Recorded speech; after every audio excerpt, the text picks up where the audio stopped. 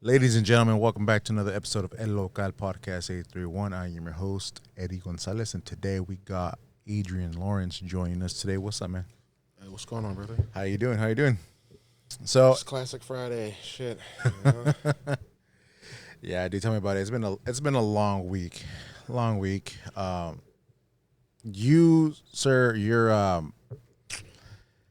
blue collar guy. You're working a blue collar job, right? Yeah, I'm the heater guy.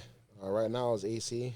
We're making the transition into heat, but I'm mostly commercial, so a lot of locations run the AC all night and day. Yeah, Don't worry about heat that much, but some use automatic. yeah. But nonetheless, I'm a blue collar man.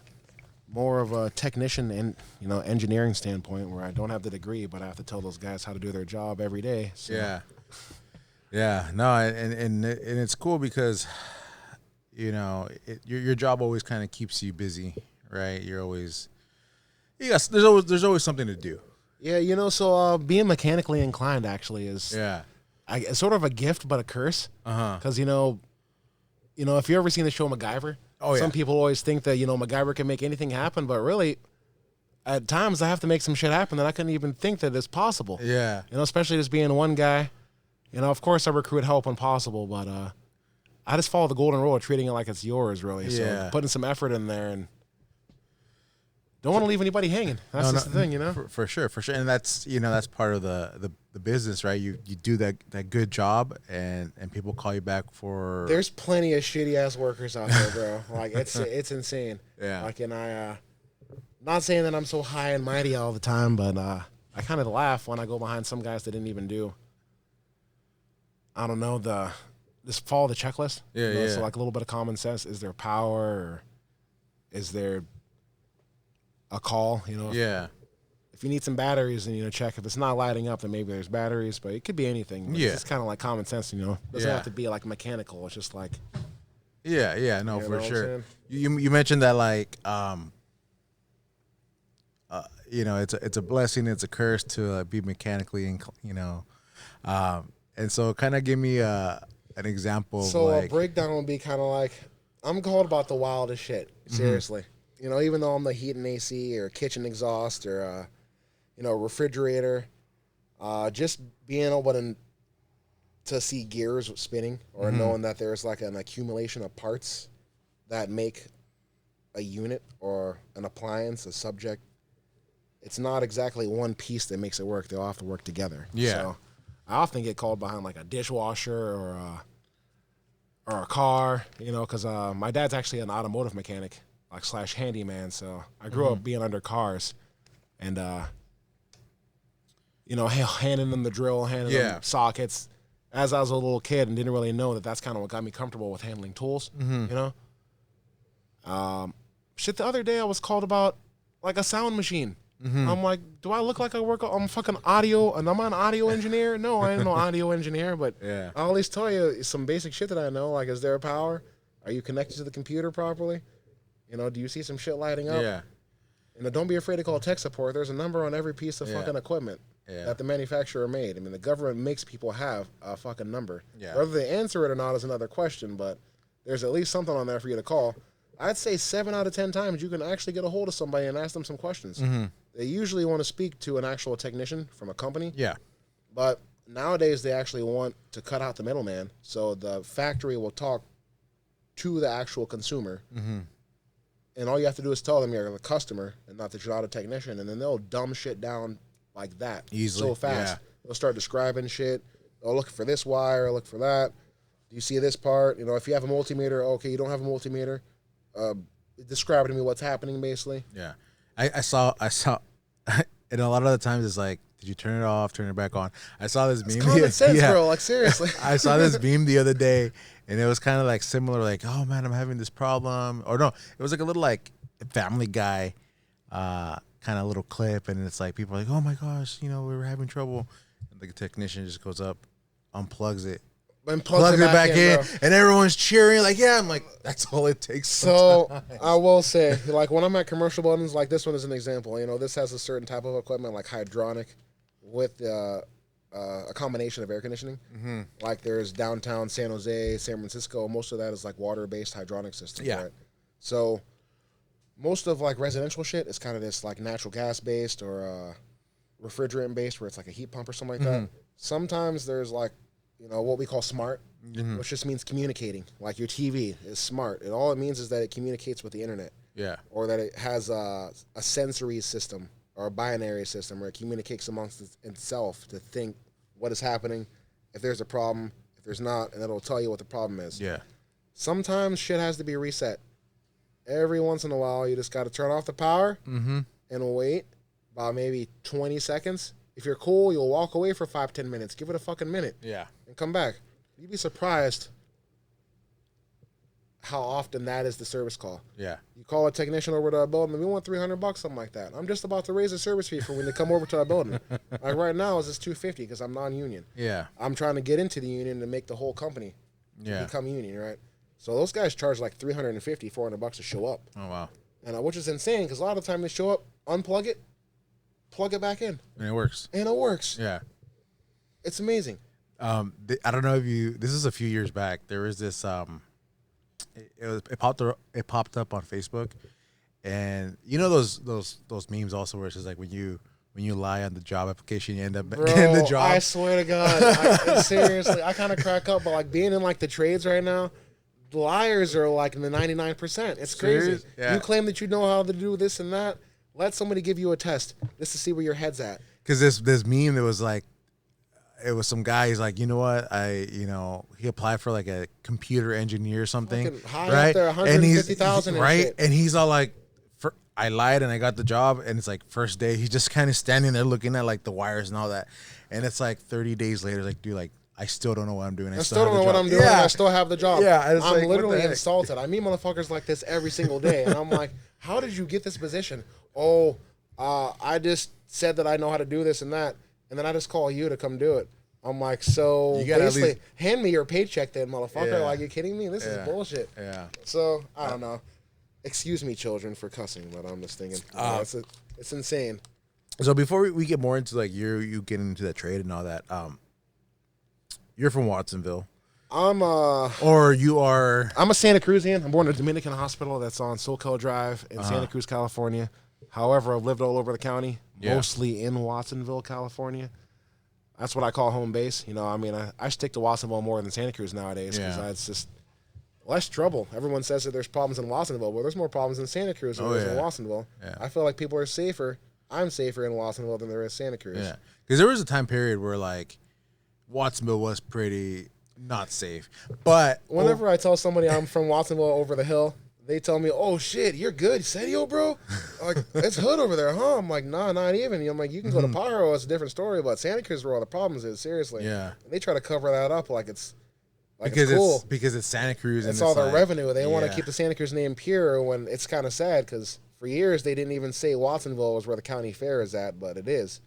Or the Strawberry Festival is in Watsonville. They're like on the way from Monterey to Santa Cruz. In the Santa Cruz County, Santa Cruz County, stop at the Strawberry Festival, and I was insulted. Like, you pieces of crap. Yeah, I know. I tell people, and I think even now, when I talk to people and have these conversations, and people have heard it before, it's like I tell them I'm from Watsonville. Straight. You know, because people were like, oh, where's that from? It's like it's check in your Watsonville. Berries. Yeah, check it. Like, check your berries, check your strawberries, check your raspberries next time you get them. Your blackberries. Most of the types of fruit that are residential to California, native, are grown here in Watsonville. Yeah. You know, and a lot of people actually neglect that. Yeah. I had to school somebody in San Jose the other day. They're saying, where is that? Shit, it's actually south of Santa Cruz. Oh, I know where Santa Cruz is. I haven't heard of Watsonville much. You ever heard of Corralitos? Oh, yeah, the Corralitos Meat Market. So you know about the Corralitos Meat Market, but you don't know about Watsonville. Yeah. That's insane because it's the same zip code. Yeah. I'm like, so you probably have raspberries in your refrigerator, right? Oh, well, I actually have some blackberries. Or these are boysenberries. Yeah. Well, check the location where those are from. Sure enough. Watsonville. Watsonville, Driscoll's. I was like, sure enough, that's where I'm from, right here. I tell people like Martinelli's. You ever use like apple cider? Apple cider, get some Martinelli's. Right there. Yeah, sure enough, cracking it up. Driscoll's Martinelli's. If you guys want to sponsor any videos or sponsor a Lookout Podcast for 831, this is your chance now. This is not a sponsorship, but it's a plug. So just hear me out, Driscoll's, Martinelli's. Anyways, Yeah, for sure. So I'm marketing you guys all day. I'm saying I'm a straight up resident out there fixing somebody's equipment and be like, check Watsonville. That's where I'm from. I know. It's gone to like the East Coast. It's gone to around the world. Yeah, dude. I tell people because I used to be like, I'm not gonna lie. It's like, oh, Santa Cruz County. You know, it's like the easiest thing but now like I think in my late 20s, early 30s, I'm like, you know what, dude, I'm from Watsonville. Like I don't want to be associated with Santa Cruz. And not that Santa Cruz is not a bad place, but like because it's always going to rap. It doesn't actually have that as much credit as Watsonville because if you check the zip code, a lot of people don't actually know what zip codes are. Zip code is the historical identification date of counties. Really? Right? And of like districts and shit. So like Watsonville is 95076. Yeah. If you check Freedom, California is 95003. 003. That means the recording history is actually older than Watsonville itself, than Santa Cruz itself. I think SoCal and Freedom have the oldest zip codes, actually. If you check what zip code is, so on. Because it's... Freedom is 95019, actually. Oh, okay. And, Gilroy's 95020, So I never knew that. So like it's based on how old they are, like the historical established date. As you as we establish from the East Coast all the way to the West, the East Coast fucking zip codes start with 1s and 0s and shit. Oh, damn. And as they progress all the way to the West, we end with 9. Wow, I did not know that. It's insane. The phone book. Something that's completely being disenfranchised nowadays. Does anyone know what a phone book is? Does anybody? You ask one of these tweens around here saying, "What is a phone book?" They'll look at you crazy. What's a phone book? What's a phone book? What's a CD player? Right. I'm like, are you kidding me, kid? A phone book is something that people had to rely on to actually get around the world. Yeah. Nonetheless, communicate with each other. But there's a lot of important information in phone books. From zip codes to area codes to numbers to call the doctor, the numbers to call your homeboy. Yeah. Some people don't know that your residential number, if you pay a landline from AT&T or DirecTV or, Comcast, a lot of that is recorded in the yellow pages. What are the yellow pages? Part of the phone book. Yeah. Yeah. That's true. That's great. I wonder what the first zip code is. 00001. Something insane, That's but it's really coming down to the 13 colonies because that's where America first started. Yeah. When they started making zip codes and stuff because they wanted to identify their mail and who's what. And as they started to track Americans, they came out with stuff like that. What does it say? Oldest zip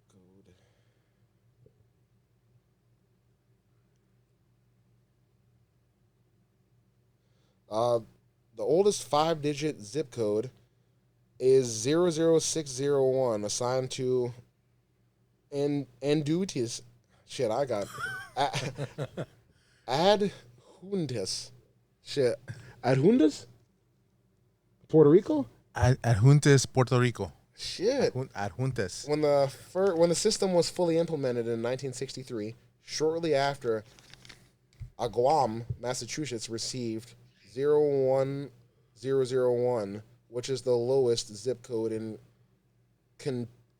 contiguous United States. Oh, wow. The lowest possible zip code in the system is 00501, is a social code for Internal Revenue Service in Holtzville, New York. Because the IRS it's probably the oldest one. That makes sense that it would be the government actually would have the oldest zip codes. Because a lot of people don't understand that one house could have their own zip code. The White House has their own zip code. Oh, okay. Yeah. Small, big, you got a little town like going to San Jose, my mind's blown over there. There's so many zip codes in that city, it's insane. Salinas has its Salinas too. And it's like, it's got like 10 different zip codes in Salinas and like the areas. I'm like, oh dang, dude, like and that's just, and you get to the bigger cities. Into Monterey County, in the Monterey County there's a lot of zip codes. But yeah, there's a whole world out there, people. Yeah. And a lot of the time I'm pushed right into it. Yeah. Some days being the technician who comes to fix your stuff, I have to do maybe 200 miles plus in one day.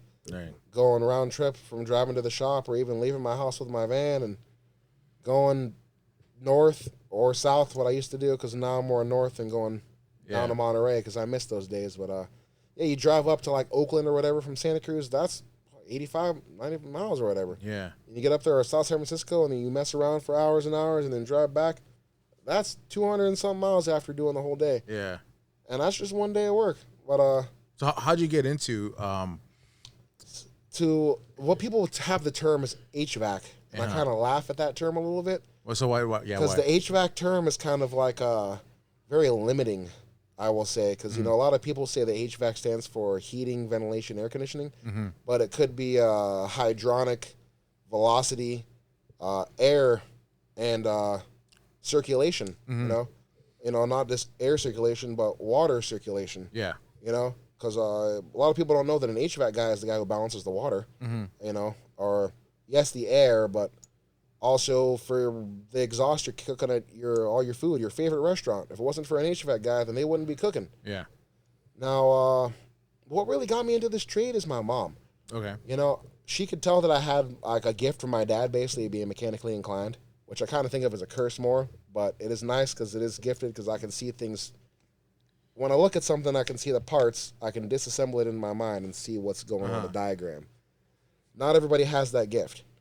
Now, I was originally going to be a green building construction, like a framer or whatever, because I knew that, you know, what's square, and I've been good at math, and I've been good at science, and Yeah. I hated, like, you know, English, although I speak all right. I hated English. I was never really into that shit. Yeah. I'm more of a,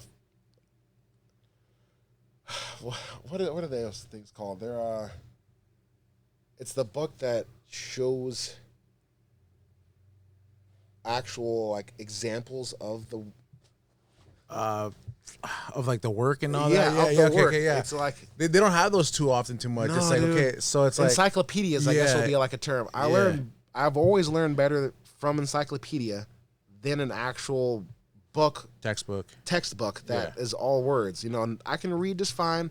It's just, I feel like, not just with me, but I've seen other young people or people that have learning disabilities or even seeing a picture of what you're talking about as you're going is the best way to learn. Yeah. Oh yeah. So having that concept, as soon as I saw trade school, I was like, man, because I was going to college to be natural science.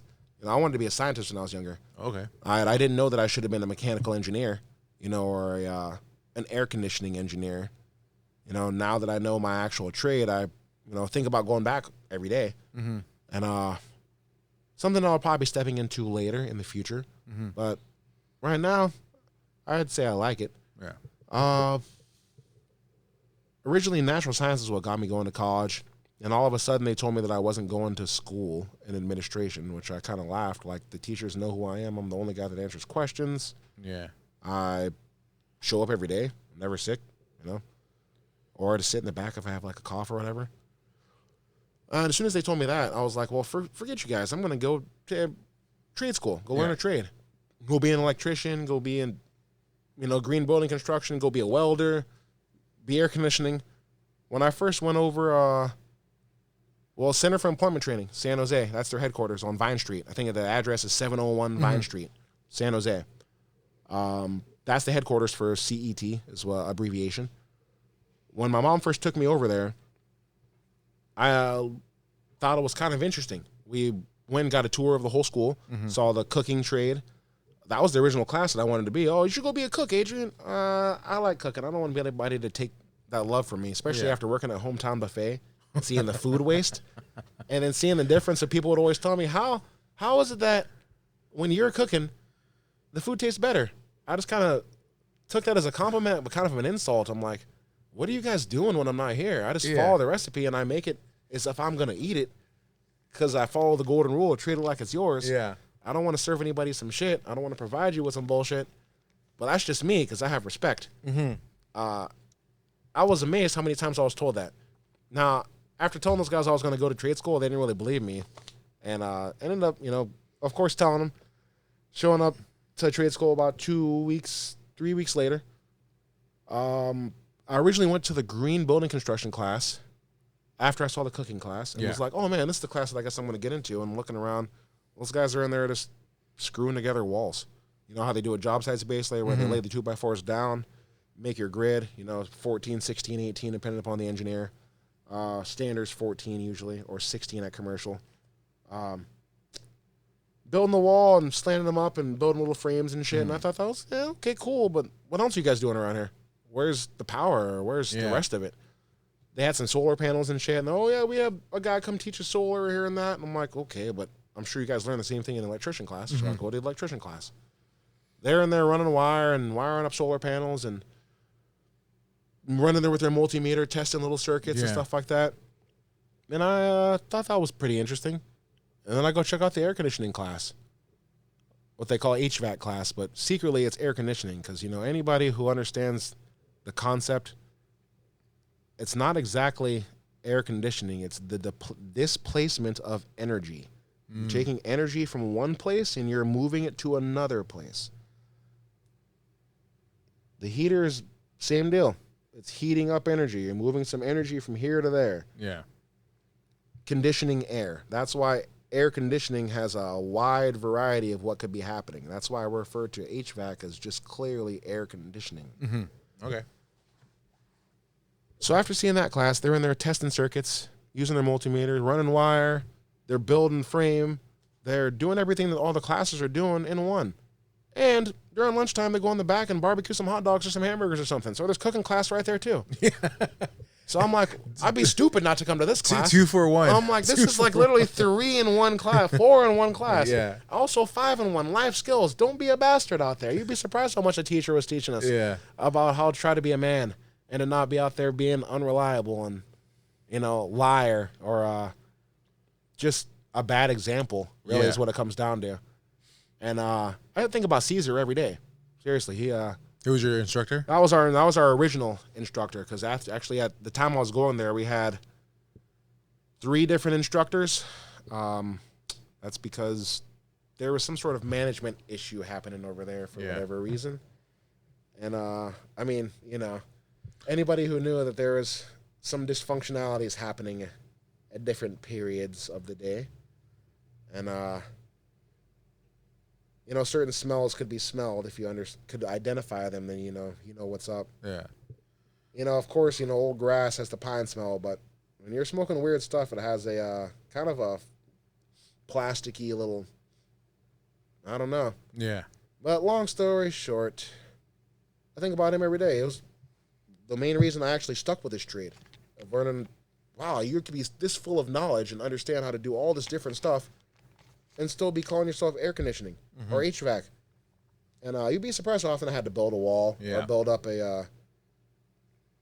some sort of a frame or hang something on the wall structurally that weighs multiple 100 pounds and wire that's be an electrician, tell somebody that you need to get this amount of volts over there. And you'd be surprised how often Sparky calls me. Yeah. Sparky's what us air conditioning guys call the electrician. Sparky. Okay? Say, hey, can you help me? Hey, Sparky, can you help me out? They always get all sad. And it's like, hey, calm down. That's all right. I saw you the other day. You're sparking up the place, so, come on. Yeah. And, I get called all the time about how many volts need to be or what gauge of wire is recommended. And I'm like, you guys could always follow the plan from the engineer. But calling a quality engineer is the same as calling a quality journeyman engineer technician who has to be the engineer most of the time and tell everyone how to do their job. It's kind of interesting. Not to be so high and mighty. It's just following the checklist, understanding what's right and wrong, and trying to distinguish when it's time to up the gauge or the size of the copper based on the amount of, BTUs, energy. So when you started, right, when you started doing this up to now, how long has it been? I didn't know shit. Like, seriously. I mean, I knew about, I knew what parts and tools were, basically. And I basically knew that when you plug something into the wall, that there's some sort of voltage, I guess, energy going there. Because, when I was a kid, I got shocked a lot because I like to fuck around. I was the kid that played with all of his toys and took apart the car seat, take this apart. Yeah. Mom needs something put together. Mom liked to shop at IKEA. I was the kid that put all the stuff together with her. Put it all together. Oh, follow the diagram. Oh, okay, right on. Now, fast forward, I actually used to take, anytime an appliance would stop working, I would cut off the extension cord and plug it into the wall and pull the two wires apart and trying to find a fly and shock those flies with the arc. And I used to think that was so fascinating. Now, when I started this trade, I thought not much of it. I really thought that, oh, okay, shit, it's just going to be another stupid class that I'm in. You know, of course, I gave it my all because I always try to, you know, that stuff. Especially since I actually had transportation then, because I ended up getting a little Kia, not Kia Rio, RP to that thing. Kias.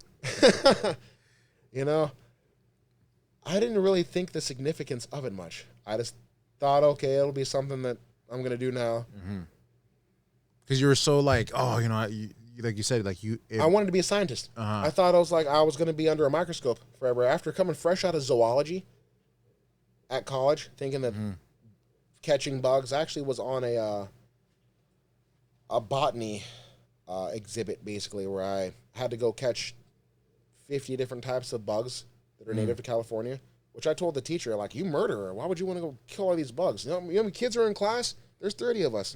You want us to catch that's like 1,000 already. Killer. And no, we're messing up the ecosystem. I'm like, we're messing up. He tried to tell me, no, you're not. It's all right because we balance each other out and this and that. Okay. So I still have this bug collection in the closet. I still sit on that thing and look at it from time to time because I was something I was working on.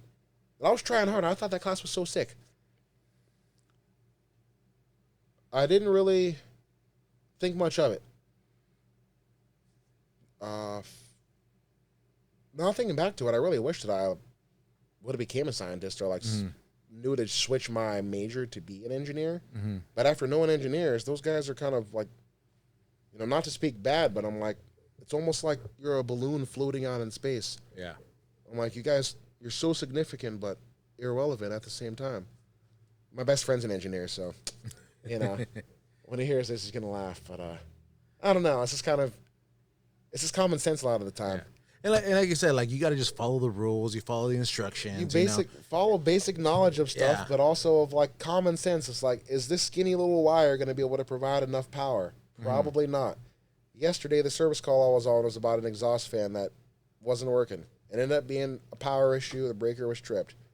The gauge of the wire is the problem. The old machine, yes, it's old, but as things progress, their resistance value goes up and their amperage draw goes up. Yeah. In English, the power bill from PG&E cost more and more and more over time because of the motor's windings going bad from resistance. And decay. Now, it ended up being the breaker being tripped from the wire gauge. Gauge is the skinniness. It's almost like spaghetti noodles. How thick could the noodle be? It's almost like bucatini to spaghetti to penne. You know, there's different thicknesses. The farther you go with wire, the thickness must increase. This is not a novel concept for those who understand. This was going a football field away, the power. Conduit underground, which is pretty common, you know, different types of wiring, you know, lengths and practices, but whenever you go past a certain amount of feet, most of the installation manuals or even engineering specs recommend once you go past a certain amount of feet, you increase the gauge of wire. For this machine, they had 12 gauge, 3-phase, 240, which is reasonable within spec of a certain amount of distance. Since this distance is going so far, yes, the amount of years mattered, but originally the engineering spec was okay. If they would have ran 10 gauge, 8 gauge is what I think. Whenever I'm thinking of 3-phase, no matter what it is, it's better to go safe than stupid is what I was taught. I ended up having to fix up the machine, of course, you know, rebalance it and test it out. Got it going. I took a draw. It was not that much because I actually found that the original guy from 20 years ago didn't balance it right, and it's been running like shit ever since. Yeah. But it's just the basic of treating it like it's yours and following the checklist. Not everything has an install manual. Sometimes you have to give it some clean old thought. Give it a look. Does it look square? Does it look plumb? Does it look straight? Does it look like it's balanced? If it looks like it's wobbling a lot, try a little bit harder, rebalance it.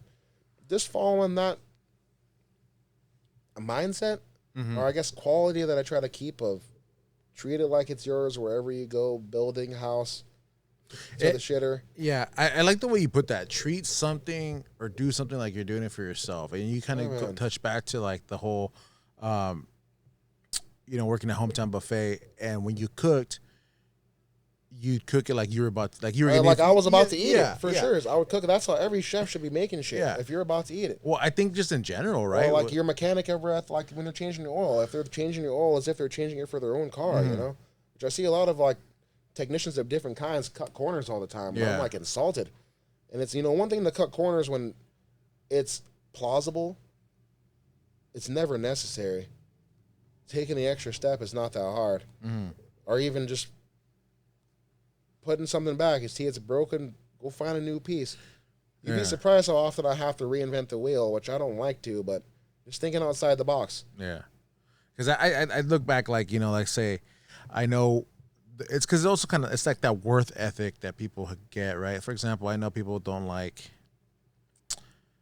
well, now they're getting paid more by the hour, fast food workers. But it's like back then it was just like, flipping burgers and Burger King. I'm just here temporarily, until I get a better job. Or like anyone like they use a job as a stepping stone to move on with that. People say that stepping stone shit, and I kind of like trip out on that. For the longest time, people would always say that like an insult that you're going to be a grocery bagger or that you're going to be you're going to work at McDonald's flipping burgers and shit. And like that's a hard job.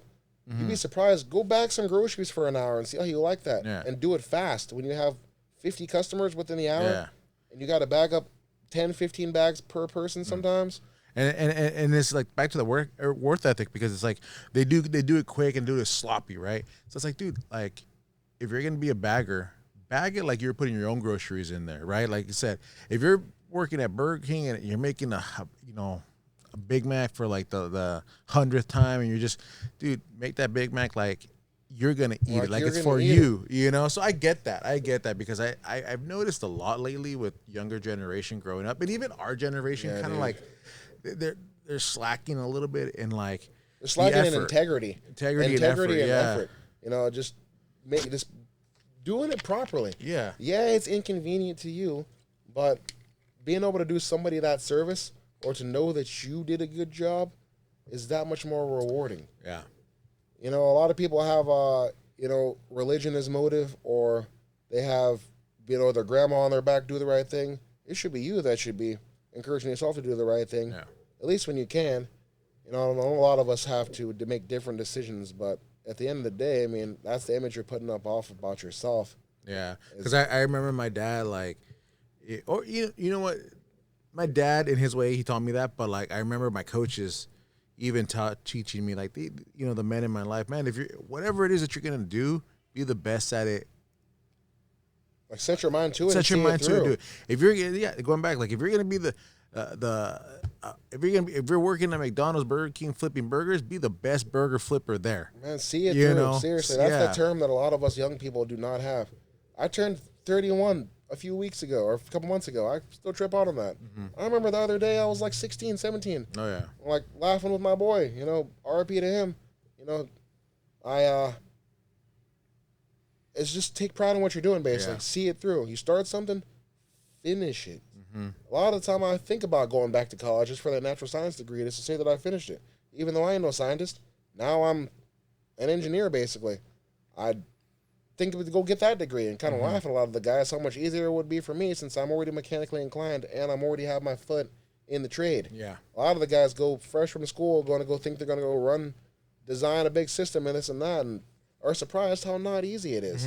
Or you design something, you did a good job designing it, it's installed and it runs like shit, which is very, very common. Yeah. Because not every guy who designs something deserves to be designing something. Yeah. Let alone has even worked on something enough to see that it's going to run properly. Yeah. One of the things that I think for me, because I don't have the degree that backs up. I mean, I work in special education, work in education, and I don't have a 4-year paper saying, hey, you're a teacher. Hey, you've done this. Hey, you completed this. And I know a lot of people do, and I'm not like coming down on it. I'm not dismissing it, that you shouldn't. go get that paper, go get that, education, but also like that it's experience, right? At the end of the day, I feel like, because I too, I'm like in the process of trying to go back to school and get my degree, and I feel like I did it backwards, and I feel like you feel the same way. Like we did it backwards in the sense that out of high school, we didn't go into a 4-year college. We started working, right, for whatever reason. So we gained that experience over time. That's the thing, dude. Right? And it was hard. But now I think that if we were to go and let's say we get that paper that says, hey, you've completed school, you got the education. If we were to go into the field, I think we have a higher edge because we got that life experience, that work experience compared to someone who goes a 4-year right off the back and they think they're going to make millions or hundreds, dude, 6-figure salary at these jobs, For sure. That's one problem that a good friend of mine is facing right now. He went to college for 3.5, 4 years, came back, wasn't able to find a job, got a job, doing engineering. They ended up forcing him to try and take a vaccine. He had, morality issues with it and decided, I'm not going to take your vaccine. And got another job after that. That job laid him off. Now going trying to get another one. All the different dysfunctionalities and delays he keeps seeing from being somebody that has had so much more experience in the textbook and not that much in the field. And it's very interesting because a lot of the older crowd, I didn't go to college. I've been doing this for 25, 35, 45 years. Yeah. As an example, I work for a shop that's been around for nearly 70 years. Next year will be the 70th year that they've been around. Do you think they have refrigerant handlers permits? No, there was no such thing. Yeah. You just had to learn it. You just had to learn it and fix it and get in there and practice. We got burned. Try better next time. Mm-hmm. Now there's different regulations that have taken place where we have to have certifications for meaningless things, like handling refrigerant, which actually is very important, believe it or not, because that's what global warming is all of the refrigerant and other pollution that we've done for years where guys didn't follow protocol or even understand what they were doing. Yeah. Now, fast forward to today, you need to have a certification just to handle food. You think they had that 50 years ago? No, you came in, you got a job, wash up some dishes. Oh, we need help in the kitchen. Get over here and flip some burgers. That's just how it is. Mm-hmm. That's how I started. That was my first job. So I worked at Cadillac Cafe. No way. I miss that place. I love that place. Heck, I used to live right around the corner from there. Okay, so it's still there. Yeah. But, the old owner, the original, well, not the original, but like the owner during my time, he was a classmate of mine. His dad owned it. And it was my freshman year, under the table, Yeah, that's how it is. You the whole term under the table doesn't even exist anymore. Yeah. Not everybody is so worried about tax getting, biting them in the ass that they have to have someone who doesn't know anything on a tax dollar when they should be getting paid $10 and shut your mouth, basically. And so I was doing dishwashing for years. I'd work in the off season when I was playing sports, the off season sports, and then during the summer a little bit when I could, and then. And I moved up, like after a while, it was like, hey, I need, what do you think about coming into the kitchen and help me out? I'm like, yeah, sure, let's do it. I mean, it was fast paced, but that's how you learn. That's how you move up. That's how you get comfortable with cooking. Every person, especially men, us men need to be able to perform in the kitchen and conduct, culinary things ourselves. There's no reason to rely on women. Mm-hmm. I've been cooking since I was maybe 7.5, 8, and that's just for me getting in the kitchen and helping my mom. Yeah. Helping my grandma when she was around. R.I.P. to her. Helping my aunt or helping prepare some food for my younger brothers and sisters. Yeah. This is because I cared, but it's because I was hungry and wanted to eat and didn't want to wait anymore. Now, I see a lot of other men who are even older, from the age range of like 15 to like 50 who don't even make food for themselves much. Mm. Boiling water is easy.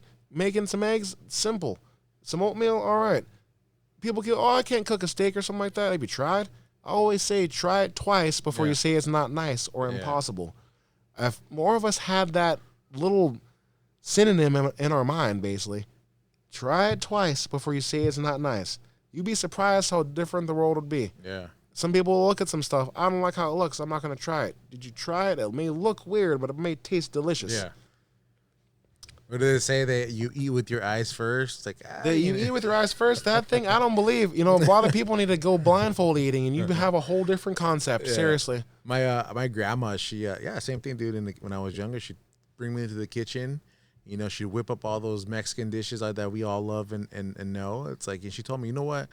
Like, you need to learn how to cook because when you get older, you're on your own. You got to be able to provide. You need to be self-reliant. Self-reliable. As the term. And you know what? Like, your wife or whoever, it's not always going to cook for you. You got to cook for her too. You're not always going to have a woman. It'd be nice if you're guaranteed to have a woman in your life. Yeah. But some girls don't even like cooking for you. Yeah. You might meet a woman.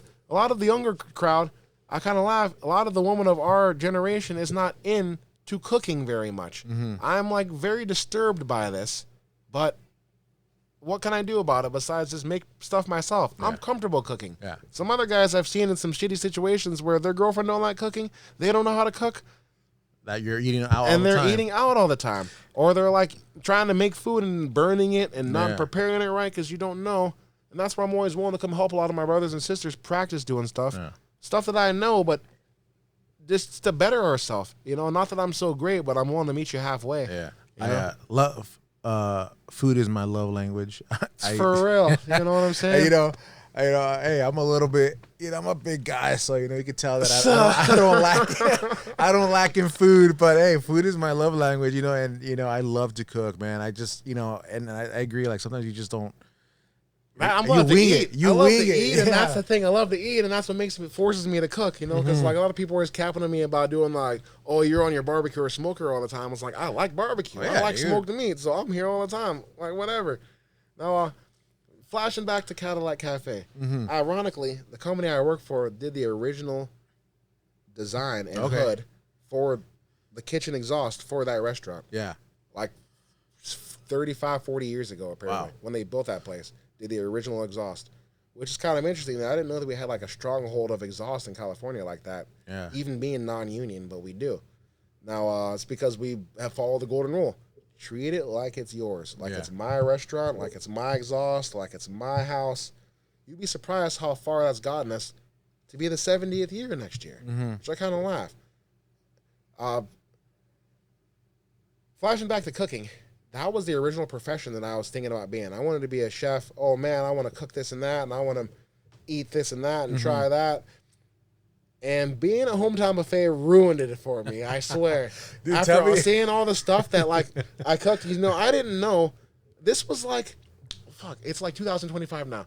It was just like 2012, 2013, all right? I didn't understand the concept of out of a bag is so common in the food industry, not even fast food, the food industry. Only quality restaurants make stuff from scratch. Yeah. Okay, you go to like a mom and pop shop, a diner. Most of the stuff's coming out of a bag. Yeah. It's okay. They go to Costco. Costco exists for restaurants, not houses. They only allow civilians there. It's mostly for commercial consumption. Mm-hmm. That whole concept, a lot of us don't understand. Costco, Sam's Club, those are for restaurants to have easy access to make readily available food to make fast. Mm-hmm. So it could be a high turnover rate. Yeah. I didn't understand that concept. So Hometown Buffet, they had this whole fucking, what is it, like a binder? There was like 5 binders of different recipes and shit. From the time that I started there, I only worked there for like less than a year. Uh-huh. The time that I started there, from the time that we finished, because they closed down like a year after I quit, basically, from health code violations. My station was the only one that passed. Okay, I would follow the health inspector told me, what do you want the first time I met him? The next time he came, I made sure I had all that shit ready for his ass to see. It's not rocket science. Yeah. The only thing he kept complaining to me about is having my towel on the oven because they didn't provide oven mitts. Yeah. They expected us to use a towel to get the food out of the oven, which is cool. Mm-hmm. You don't use no wet towel to get a fucking hot 400 and something degree pan out of an oven. Mm-hmm. Heat plus water equals steam. Yeah. So he wanted me to keep my towels in the sanitizer, and I told him I'm not going to do that.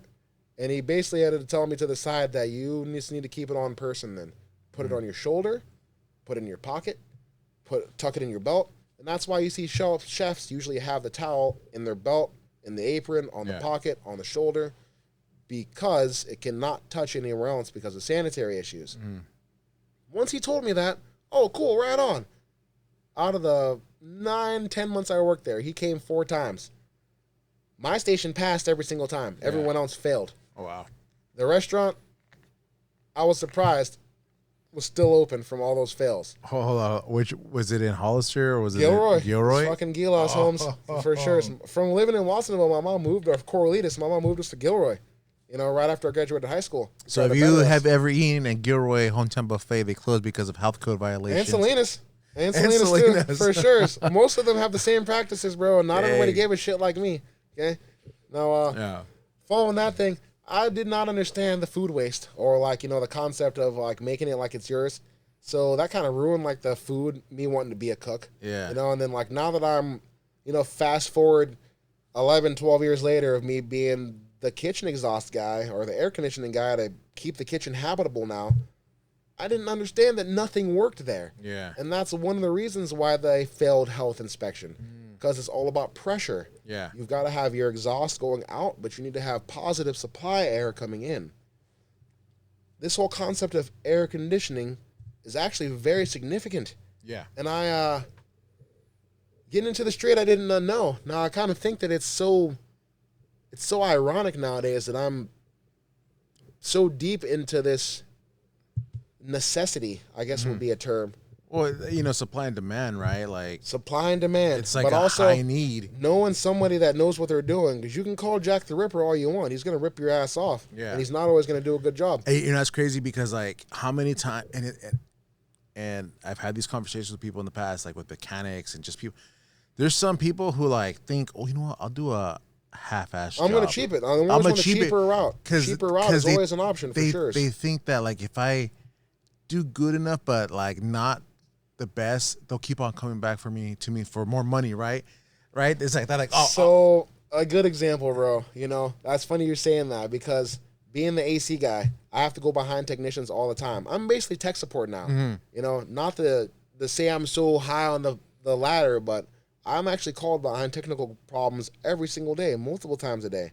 And all I do is go down the checklist, follow the diagram, the schematic, common sense, respect. Yeah. Now, a perfect story.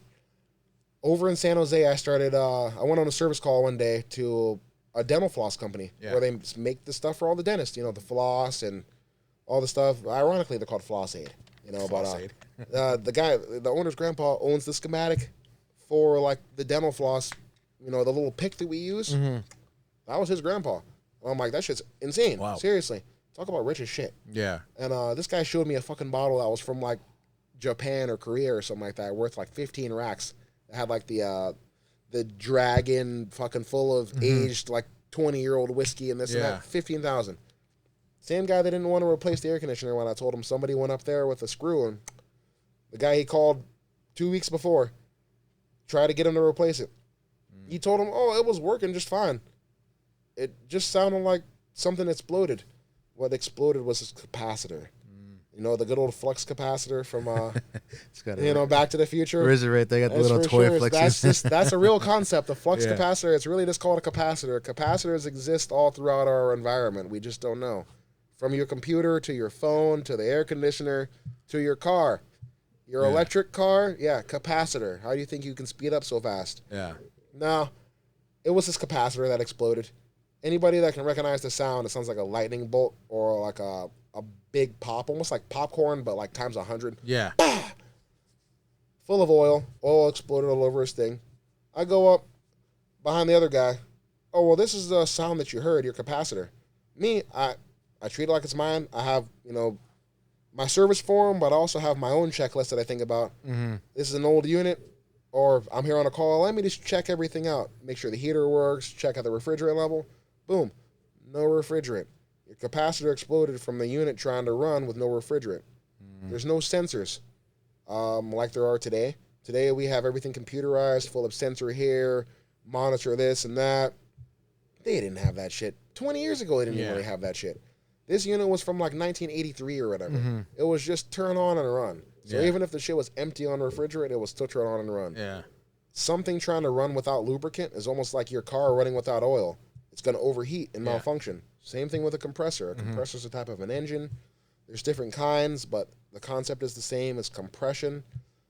Compressing air, unless designed to, will not work. So they blew their capacitor. I go up, I fill out my whole form, tell them this is what's going on. You haven't been changing your filters too, so that's putting a strain on your motor. You got no refrigerant. They don't make nothing for this unit. It's from 1983. Yeah. That's 45 years ago, bro. Like, come on. I ain't going to be doing nothing like that anymore. So I got him to replace it after going back and forth. I gave him a good deal. It was like, I don't know, for both of them, I did like 28 grand. Yeah. I wish that went into my pocket because I did all the fucking work. Yeah. You know, but that's another story. All that was because I treated it like it's mine and explained to him that the guy he hired before screwed him, literally, with a screw in the coil, let out the refrigerant. That refrigerant has chlorine. Chlorine depletes the atmosphere, the ozone layer. You know, technical talk, I guess it was chlorine and fluorine are the problems. Yeah. Most refrigerants are hydrogen-based now. Which, you know, anybody who knows water, H2O, hydrogen 2, oxygen 1. So we actually breathe a mixture of nitrogen and argon gas and a little bit of hydrogen. Yeah. And mostly oxygen, but nonetheless, that they're trying to repurpose the refrigerants to be GWP of low global warming potential. Old shit like R22, R12, R500, stuff contained chlorine and other nasty stuff. Stuff that will burn your skin right off if you got on your hands, you know? So in other words, the guy, you know, he screwed him because he thought maybe, okay, I'm going to put this screw and I'm going to get him to replace it because I'm going to coming back to me. I'm going to make you an offer you can't refuse. Yeah. You'd be surprised how often fools do that. Or they like, you know, take a part off and say, oh, it's bad, and just took the part with them. Yeah. And then no wonder it doesn't work. Because one time I had a car, and, dude, I mean, I know, aside from me putting all the money, like having to call the same mechanic over and over and over again, I was putting money into it. And I think it got to the point where, like, I was calling the same mechanic to come fix it. Like, bro, like, it's messing up. Guy stopped answering. It's called job insurance. The guy stopped answering my calls. I'm like, what the heck? And then I went to another guy, and sure enough, it's like, yeah, dude, like, this car's pretty much done. Like, all he was doing is just like bandaging it, you know. And maybe even the guy got annoyed that I kept on calling him to come fix. It's like, oh crap, this guy's keep on calling me. I can't do anything about it. I can't do anything about it. That's when you're supposed to be honest with the customer. Yeah. You know, when you got something that is not fixable, you're supposed to just be an honest mechanic. Yeah. And that's when sales comes in. You got to sell it to them, okay? You don't have to be a fucking shark and give them some outrageous price. The golden thing is treat it like it's yours. And try to sell it to them or provide them with a service that you would provide yourself, that you want somebody to provide to you, provide them with that. Yeah. Now, you'd be surprised how often I actually get sales just from trying to treat shit like it's mine. Yeah. Hey, I wouldn't fix that. Look, if this was my house or this is my building, I'm not rich. I'm poor as shit. I wouldn't fix that. I wouldn't put a fucking dollar into this. The other day I had to give a guy an estimate to replace his compressor. This is a 410A system. 410A was just phased out last year, okay? Since the difference in the refrigerant has changed so much, that means the price has gone up, numbers have changed. Yeah. It was actually more cost effective for him to replace the condenser than me put a new compressor. The compressor is the refrigerant pump or air pump. Your mechanic, when he fills air in your tires, uses an air compressor. Your refrigerator, when it's getting the food cold, uses a refrigerant compressor. The price I had to hit him with was $4,000, you know, because I actually follow, union standards. That's why I'm getting ready to jump into those guys, because they could use guys like me. Yeah. To follow the standpoint, doing your triple vac, doing your full reclaim or recovery when it's necessary. Yeah. Don't pollute. Recycle the refrigerant. Have nitrogen when you're brazing. Dry nitrogen, that is, while you're brazing. Brazing is a type of a welding. Yeah. There's many types of welding, as we know in the world. There's welding, there's brazing, and there's soldering. Those are all different heat points and different filler metals. Yeah. We'll have to refer to encyclopedia. Yeah. Google some shit, you guys. Yeah. Okay. But pretty much it's like, you know what, like if you're gonna put out a product that you yourself will consume. Provide somebody with a service that you would provide yourself. Yeah. A product, an appliance, a car. And after that, if you're 100, and I get it, when you're 100 with someone, like as far as like customer service and all that, then that's when like they can see your discernment. They can read your aura. Yeah, they can see your integrity and see that you're true, but also see that you're not trying to screw them. That, hey, I'm here to help you. I'm on your team. I got you. Mm-hmm. I wouldn't want to give you anything that doesn't work. You'd be surprised how far that's gotten me in this trade. Yeah. Just with customer service, but just somebody calling me years later saying, hey, you came to my house or my building years ago, and I liked your service. Are you still interested in coming? Or can you come take a look for me? Mm-hmm. I actually have gotten the company I work for a couple of different contracts from when I used to work for a whole different company years ago. They called me back, hey, yeah, check it out. Or even side stuff. I go do side stuff here and there, but I'd rather provide people with warranty. Yeah. Because you can't provide warranty properly when you're doing night side jobs. You usually have to go through a business to provide warranty properly. Yeah. That's why you have to be aware of Side Job Steve. Side Job Steve does not have insurance and does not do warranty.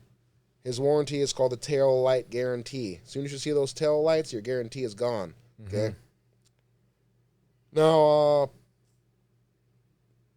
being called by different pieces of equipment that I may have installed years ago. Maybe about 3 months ago, I went to a furnace that I installed 5 years ago that had a bad sensor. I put a new sensor for him, put a new filter, told him, hey, great, this is who I work for now. You guys call them if you want, or you can always call me if you'd like. Oh, thanks. I'll just be calling you. Yeah. I trust you. You've been nothing but great. Even years ago where'd you get this gray hair? It's been that many years. How many? I was like, yeah, it's been a minute, bro. I'm like, seriously. But the fact that I'm still around and still reliable. Yeah. But also that my service has not changed of following the golden rule. Treat it like it's yours. Yeah. It is not too much to ask. So if you're going to work later today, or you got something to do tomorrow, or you know that you're, or just to better yourself. Yeah. Just keep that in the back of your mind, everybody. It's something that I think that the world needs. Is treat it like it's yours. Treat others how you want to be treated. Yeah. Would you want someone to not follow your order? They didn't ask for mayo. You'd be surprised how often I go to fast food and ask for no mayonnaise, and they throw it on there anyways. Because somebody's so in their routine that they're not conscious. They're on autopilot. Yeah. And just following, okay, I'd make that. You want me to make that? Make that. No, read the order. Oh, man. I would want someone to follow my order. They asked for Swiss cheese, not American cheese. They asked for no mayo. They asked for royal sauce, not ranch. I asked for medium rare, not well done. I asked for medium rare. I want the shit alive. I asked for fucking rare, stuff like that. Yeah. Just treating it like it's yours. Having some sort of integrity and respect for one another. Yeah, that's key. Now, I didn't really think that this trade was going to help me better as a man, but it has. Of being more reliable, being trustworthy. You'd be surprised how often I have to go behind somebody that was completely lying to the customer. Yeah. I'm like insulted, saying, oh, you got this, you got that. About 6 months ago, some guy said that there's no refrigerant and that they need a new one. He's not lying. They need a new one, but there was refrigerant. He just didn't check the part that was bad. Yeah. That flux capacitor, things don't turn on without the capacitor unless you have the third phase. The third phase replaces the capacitor. Unless you're doing supercapacitor stuff, then you need a third phase and a capacitor too. But it depends upon what engineer designed it. Back to topic. The guy was not being truthful, trustworthy. He was just trying to sell him a machine. Yes, we all want the sale. We all want the side job. We want the spiff, the fucking, what is that? The commission, sales commission. Everybody wants a sales commission, right? What should be most important to everybody, salesman to technician to consumer to designer, is quality assurance. Yeah. Okay? Making sure that the customer's happy with what you provided them with, that you didn't do a crap job, and that it's going to run good for 20 years straight. All the systems that I've ever installed, I've barely had to go back. Maybe it's a sensor that malfunctioned. Yeah. Or it was somebody not changing the filter. Otherwise, shit works just fine. You must be doing something right if you're not having to go back every single time on something you installed in the past. You have to be doing something. It's just following manufacturer specs, but have also just, treat it like it's yours. Would you want some crooked shit at your house? No. So that's just the thing. It's taking the extra step, making sure it's sealed, straight, level, actually looks appealing. You'd be surprised how often I see some work that makes me want to throw up. Yeah. I'm like, I always tell guys, hey, you make sure that I don't want to throw up when I see that. I'm serious. Please. If I want to throw up when I'm looking at that, how do you think the customer that paid for that is? Yeah. They're going to be disgusted with you, and they're going to write you a shitty review. Yeah. Or they're going to go talk shit about me, and I don't want them to talk shit about me because of you. I mean, Yeah. So keep it 100. Keep it real. Keeping it real that's the step that a lot of us are missing. Don't be sugarcoating shit out there. Tell it just how it is. Sometimes people aren't going to like it, but it's better to say it how it is than coding. So I was reading the other day, earlier this week or late last week. So the trade, not a lot of people are going into the trade right now. I'd say people are going into trade school more than college now because of how much more straightforward it is. Because, you get the college degree, that's great. But trade school gets your hands-on stuff, and people actually trust more. So they're starting barely now, but let's say like the last 15 years.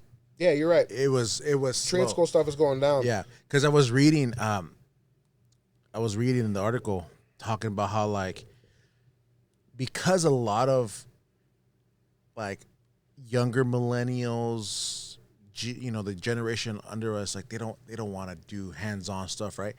There's a need, and it was talking about how like in 20, 30, 40 years, there's gonna be a need to reinstall, to fix like all this stuff like welding, construction, and they were talking about how like it was the military, right? Like people they need those people, the mechanics. It's mechanical lacking. People are always going to be in need. Everyone's always so focused about this AI. Yeah, the world's been AI for many years now. A good example is back to air conditioning. A furnace is a good example.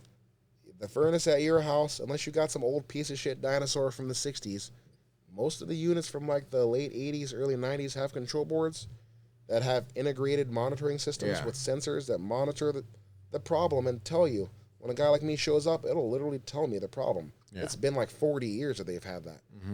Flash forward to now, a lot of the control boards have English. They've taught the robot English that tell you the problem, write it out. Yeah. Oh, your indoor air quality sensor is bad.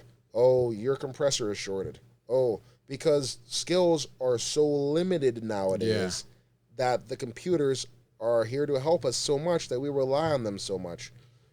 When basic common sense could be applied, you don't have to Google everything. You can just give it a little bit of thought. Or call grandma.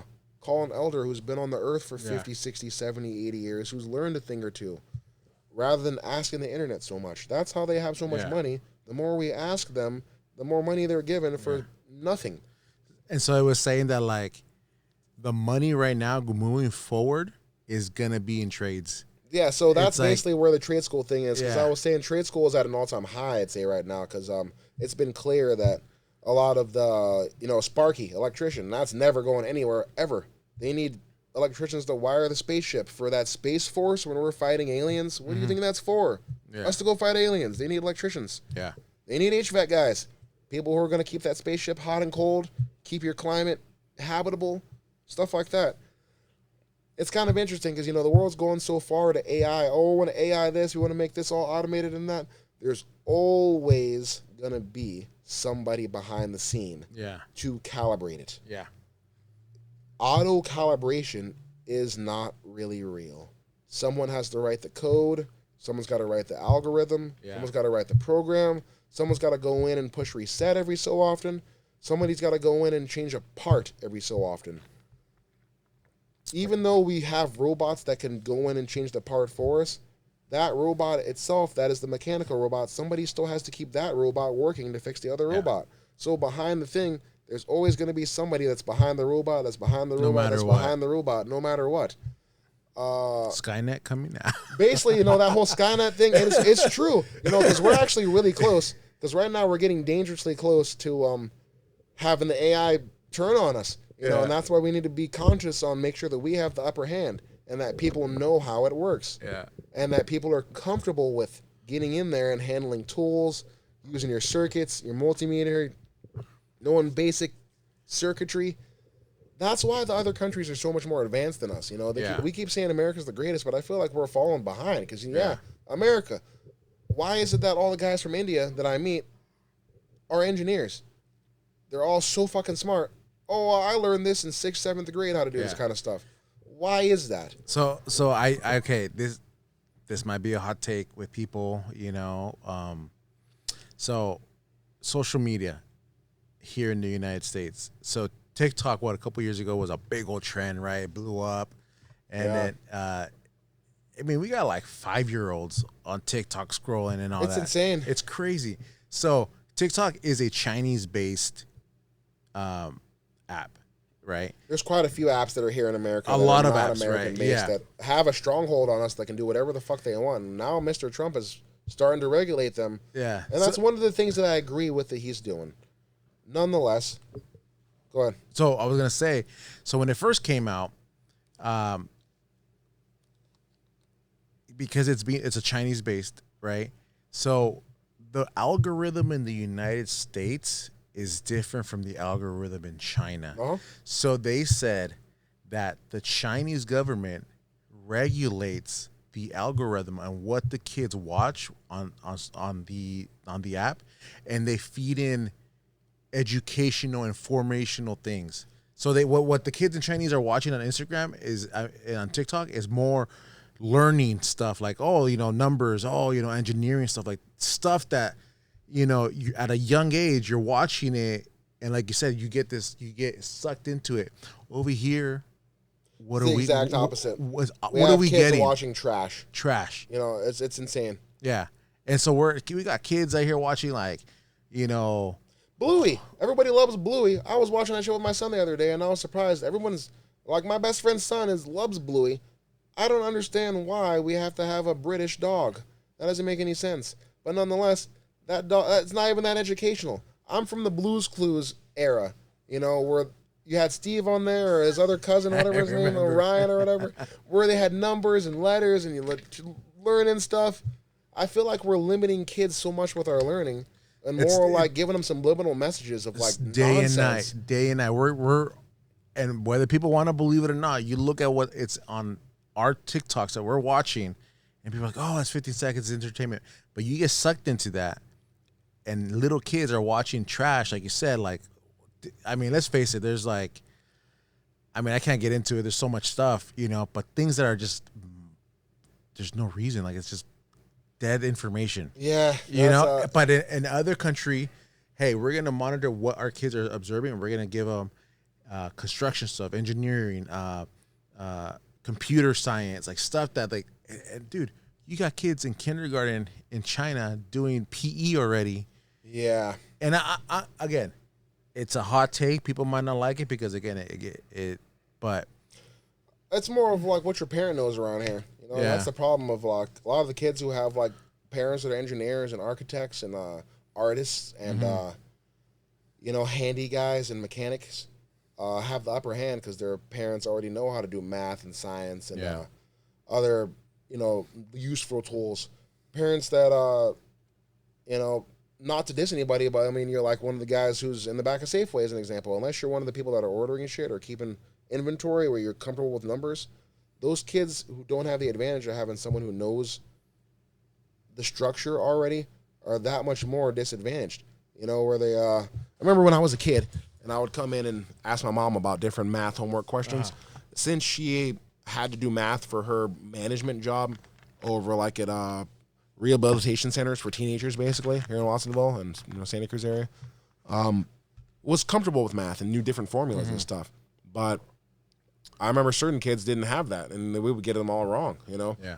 And I can fast forward to now, a lot of the parents in San Jose are engineers. You know, San Francisco, everyone's an engineer over there. I didn't really understand that concept. That an engineer, that is such a wide variety term because there's many types of engineers. There's program engineers, there's mechanical, there's electrical, there's optical where they specialize in lasers. There's refrigerant engineers. There's, like a chemist almost. There's audio engineers that design the sounds that you're hearing right now. Yeah. Stuff like that. I didn't understand that everyone has that, like, skill over there, basically. So that means the kids are that much more, have the upper hand. Yeah. Capable of their parents being comfortable with the programs and other formulas that they come home with. Around here's kind of a different story. There's like it's a farm worker community. Not everybody's an engineer. There's a few of us, but I remember some kids coming back with none of their homework done and stuff and kind of lost. And then some of the other kids or even the teacher was kind of hard on them about that stuff, not having it done, and not knowing, not being able to grasp it. Yeah. And I think it's more individual, but of kind of like how you were brought up with it. Yeah. If you're one of those parents or even like brother and sister that's practicing at a young age with numbers and words, that's why I'm always trying to get my son to watch something educational with me to figure out so he can get comfortable with doing things, How it's made. How it's made is an example, or watching a cooking show, seeing food. He's fascinated about food. Or getting numbers, 2 + 2, 4, 1, 1, 2. It's like if you're gonna like show a baby, a child, like TV, educational, like stuff that they need. Yeah, you don't need to show them Miss Rachel. Yeah. You don't need to show them Bluey all the time. Have some damn creativity, you guys. All right, we can get out there, count some apples. They're like, we have 2 apples here. There's 3 apples here. Together that makes 5. Yeah. It's simple, hands-on. Mythbusters. Watching Mythbusters. That was my favorite show. That was our favorite show. We used to get back from on the weekend. So I used to go to my boy's house literally every single weekend, right? And we would watch, Mythbusters, how it's made. Like Saturday, that was about it. Sit around and watch Mythbusters, play video games, crack up. And the History Channel, like of things that the History Channel in early 2000, I think was the best that they ever had. Oh yeah, the History Channel now, and also the Discovery Channel early 2000. They had such a wide variety, and then they came out with a Science Channel. I thought that was the coolest stuff. I used to go to sleep to that spaceship, that space solar channel, segment they had on the Science Channel. Bill Nye the Science Guy. Come on. And then Bill Nye, seriously. So whatever happened to good stuff like that? Now we're trying to limit education so much. Yeah. Educational things are not that educational anymore. They go off subject and they're kind of nonsense. I keep thinking nowadays. And what sucks is that like before, again, like it's a hot take. Before the current regime in politics, the extracurricular classes were going downhill, and even the lack of that. So cooking was, and when I was in high school, like cooking after my freshman year kind of like dissipated. Yeah. The art class has gone like down. Those are the things that we need more hands-on. I like Watsonville High because they still have the mechanical program, right? But like at PV High, they got rid of the bike program. At Aptos, I think they still have woodwork, but like things like that. SoCal High, they have wood shop still, too. Yeah. And they actually have aviation and stuff over there. It's like, dude, that's the stuff that these kids It's necessary need. stuff. Yeah. I feel like if you're going to take a class away, you have to replace it with another class. You said they took away bike club. Bikes, I kind of see kids nowadays not riding bikes and skateboards much anymore. Not as much as I used to. You see kids in scooters, bikes, skateboards, rollerblades. Not everybody's riding these electric stuff, which is great, but I always flash back to Wally. Wally is literally what we have today right now. Yeah. Where DoorDash brings you food, you don't even have to get up. You can literally wheel your chair over to the door and scoop the DoorDash. Some buildings, or even at residential, you give them instructions to open your door and come bring it to your hand. Yeah. He will. Open the door, bring it to your hand if you put it in the instructions. Same thing at buildings. You'd be surprised how often I'm there working in somebody's ceiling or whatever and see the guy walk on in, throw somebody their food, and leave. I thought this was the weirdest shit when I first saw this. And then I thought back to Wally. Everybody's riding around on a little cart. Everybody's floating around on a little machine. Everybody's having this brought to them. This is what we have today. Yeah. It's an all-time lazy. It's sad. I'm not gonna lie. I fallen into that a few times. It's nice. It's nice when you don't got to get up and do anything. Yeah. It's cool. It's just It don't gotta be All the time. 24/7. Yeah. It don't gotta be 24/7. Seriously. I know. Sometimes I'm like, oh, I gotta go to the okay. You know. Oh yeah. Okay. I saw it. I Okay. remember that. So right now, look, it's somehow okay. Somehow, some way, I've survived. But for the last like 2 weeks, I need more body wash, right? Yeah. And so I haven't gone to the store. I've been kind of like fighting it, and I luckily like I'm I'm finding ways. So when I go to hotels, I always grab the little. Oh, you have to. You have to. Mandatory. You grab the shampoo, the little hand soaps, and Last time I went to a hotel, I went to the room next door and took the shit from there too because they left it unlocked.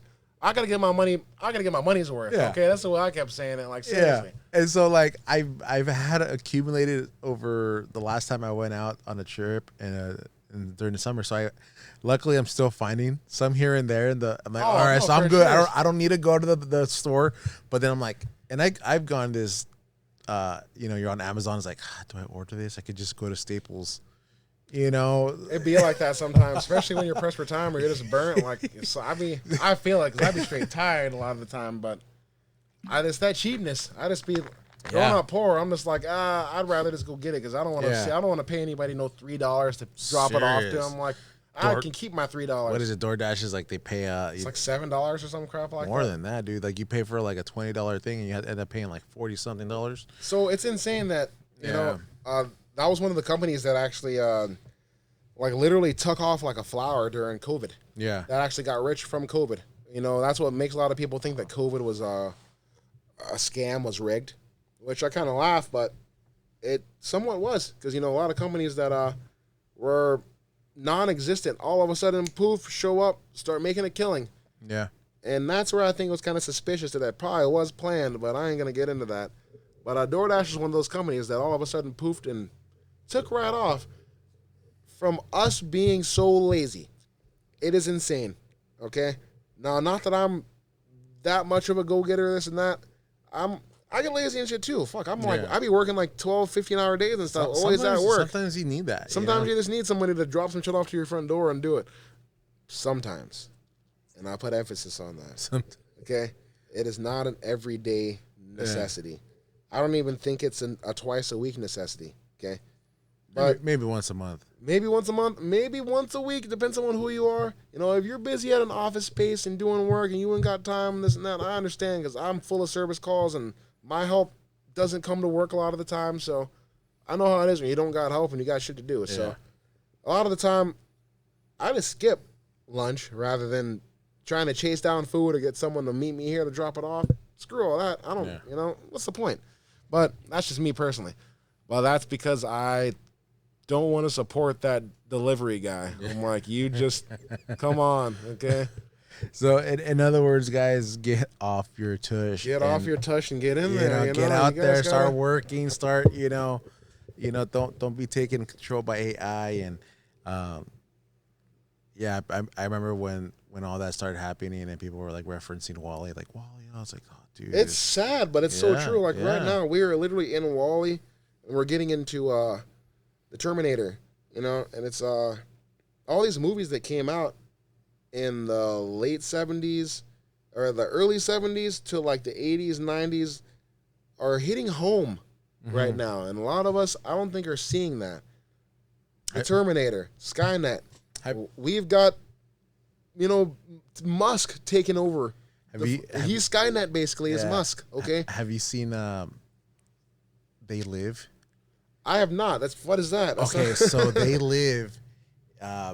It starred Roddy Piper, the wrestler. Roddy Piper, the wrestler. So he, it's some construction guy. He moved from like a small town to a big city. He's looking for work. He becomes, he gets a job in construction, and then he comes across these glasses. Some guy just like gave him glasses, or just like, hey man, like he was all like paranoid. Take these glasses, and it's like, what? It's like, it's weird. So he gives him glasses, right? Puts them on, and it's kind of like he sees black and white, right? Like, oh, well, it's weird. And so he's walking around doing his thing, and he puts on glasses, and there's these billboard signs and everything that's like,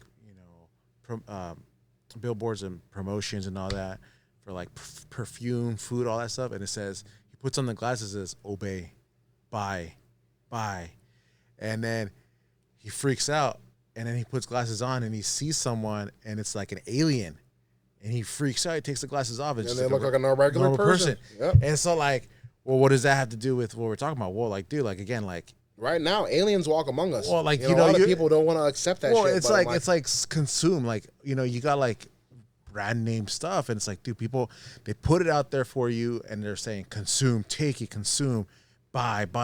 It's like they're subliminal messages conditioning us that, to like, hey, this is not again, this is an example, it's not a plug, smart water, it's like I have it here, and it's like, oh, well, maybe I'll go grab a smart water or something like that, Starbucks. Starbucks Like is a perfect example. All right, so like right now, that's the Medusa. Their symbol is supposed to be an octopus. If you look closely, it is the Medusa. Yeah. Okay?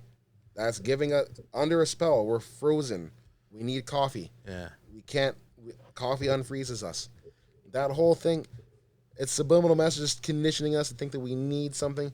Like McDonald's. Why is there a million McDonald's in America? How many McDonald's are there in your guys' hometown, Watsonville? 3. 3. How many Starbucks are there? 10. There's 10. Yeah. Like, that's insane. Yeah. Like, what's neat? I'm disgusted when I'm over the hill, okay? You literally go down every block. You can't go 3 miles without seeing a Starbucks or a McDonald's. Starbucks, McDonald's. I had Starbucks earlier today. And I'm like, we don't need this many things, but it's because of their advertisement gives us messages that we are blind to. And there's additives that are addicting. So we're addicted. Yeah. So in other words, you know what? Like you said, AI's taking over. We're getting lazy. Yeah, dude. And we're getting lazier and lazier. And as AI takes over, that's what AI wants, is us to let them have it. And we cannot let them have it. And think about the Terminator. Yeah. And that's why I think that, like, you're right. Like, that's why, like, jobs that are labor demanding, physical and hands-on are very important. Even the manufacturing system, like factories have changed so much over the last 50 years, let alone 100 years. Yeah, before, people used to have to be on the assembly line, and one guy puts the label, one guy's the canner, or put the top, the other guy stamps it down, the other guy, quality control. All that nowadays is actually automated, where the robot handles all that, where the robot checks it, scans it, labels it, seals it, everything ready to go straight to your hand. Yeah. From the pallet to your hand, all eliminating 100 different workers. They say that, like, right, what's that term? Work smarter, not harder. I agree. I agree with that term. But I think sometimes the problem is workers who are not quality are replaced. Yeah. So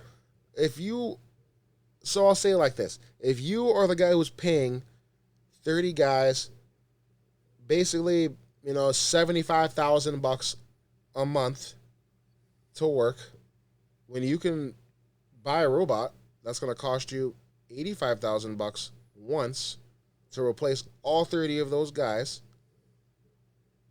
and the robot doesn't need a break. The robot doesn't need a lunch. Yeah. The robot don't need water. It doesn't need to go piss. It don't need a cigarette. It don't need anything besides to be recalibrated every once in a while by one guy every so often. Yeah. So it would literally be not very cost effective or smart for anybody to pass that up. Yeah. Now, that's really where the manufacturing industry has happened. Now, fast forward to now. Manufacturing is all automated, where there's, 20 guys at the factory that used to be 300. And those 20 guys is a bunch of maintenance guys who just keep the machines working. Similar thing to, the construction industry. Everyone keeps saying that, construction workers and stuff were going to be replaced. Not really. Yeah, they've got robots in China that build construction and stuff, but there's always somebody that keeps having to reprogram them and they keep calibrating them, and that takes time from the boss on the job site. So that means a guy. But heritage-wise, a lot of the lighter-skinned people are worried that there's no more, white-skinned construction workers, and most of them are Mexican, which, that's because of the work ethic. You guys work like robots, basically. You get in, you get out, you show up, you work, you get in there and bust ass, You don't even ask for raises. You barely ask for lunch. You barely take days off. That robot mindset is what a lot of people need. Yeah. Now, I'm kind of disgusted with that because I think that people should be more valuable. You know, a good example is the adult industry. I've never been to no strip club or nothing like that. Surprisingly, because, you know, you would think, oh, man, he's over the hill. He'd be loving to do something like that. No, not really. Because I believe that all of those women have more skills than that. You know, yeah, who doesn't want to see some cat, for sure. But I have a full belief in my heart that we have many of skills. A lot of us just have to apply ourselves to release them or to see that we could do something. To not even know that we could do it until you try it. I think a lot of people want the easy way out with things. The easy way out is always appealing. Yeah. And a lot of us, that's the only option, which I don't really think is the case, but it just depends. I do see that.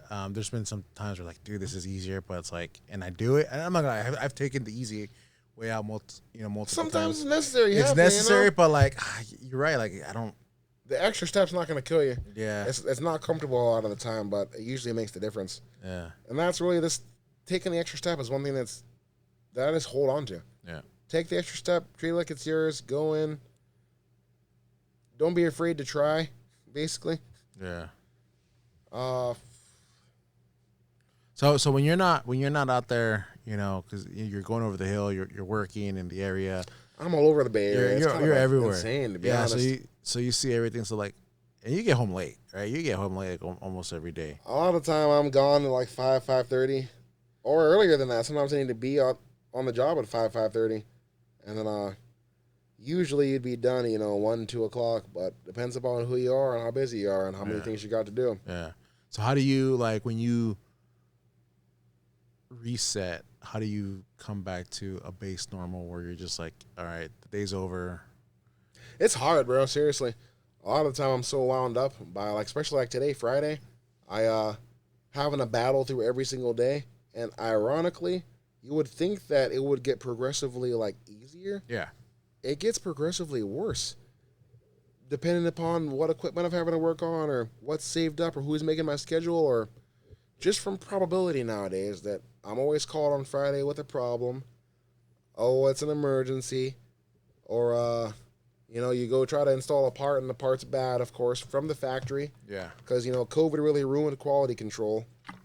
Where the guy that checked stuff to make sure it worked and was actually suitable to be sold is fired. Or he works from home now. Yeah. How do you check stuff that works at home? You don't. Yeah. The concept of working from home is kind of fake. Yeah. And that's where a lot of the those bigger companies I kind of laugh at because, you know, so every time I'm driving down, you know, First Street or, you know, Lafayette or, you know, Central Expressway and stuff like that, I see all these humongous buildings and there's 2 or 3 cars. Always less than 20 for a 10-story building because all these people are working from home. Yeah. Now, a lot of that is coming to an end because the cat's out of the bag. Working from home is fake. Yeah. Seriously. You'd be surprised how often I used to go on service calls and, you know, always a dude answers the door with his, you know, collared shirt on top and his boxers on the bottom. I'm in a meeting. How do you get all this work done? How do you get anything done in all these meetings? You don't. So, I don't know. So you've seen it. You've seen it all. Dude, I see it all. I'm like, man, just a different walk of life. Kind of going over there and coming back over here. Yeah. And the whole Santa Cruz hippie concept, you know, I didn't really understand, but it's so true. Yeah. Over here, we're on slow. We're like, oh, laid back. We'll get to it whenever. Like the Hawaii standpoint, basically. Oh, it'll happen whenever, man. No worries. You go over there, literally the light turns green and they honk. Not even 1 second they start honking. It's insane.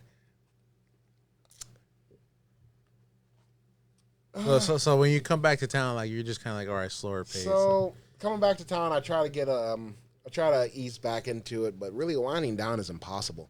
Mm-hmm. Especially like today's like Friday. There's really not much winding down. Mm-hmm. Especially the last few weeks have been kind of like on a fast pace, and then especially since having like a 10-month-old, he's starting to stand up and walk around now, and chasing him around is something else. So especially get back from work and I think I'm tired and so now I got to be and making the transition is rough, but I'm slowly trying to figure out how to do that. A lot of the time I just take my work hat off. Growing up playing baseball, the coaches would always tell us, because I actually was lucky enough to have multiple coaches when I was playing baseball, different dads who wanted to come help out.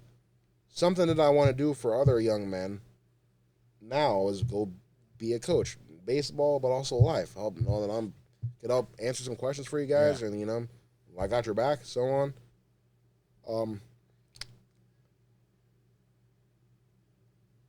Was to leave baseball on the field and leave your problems off the field.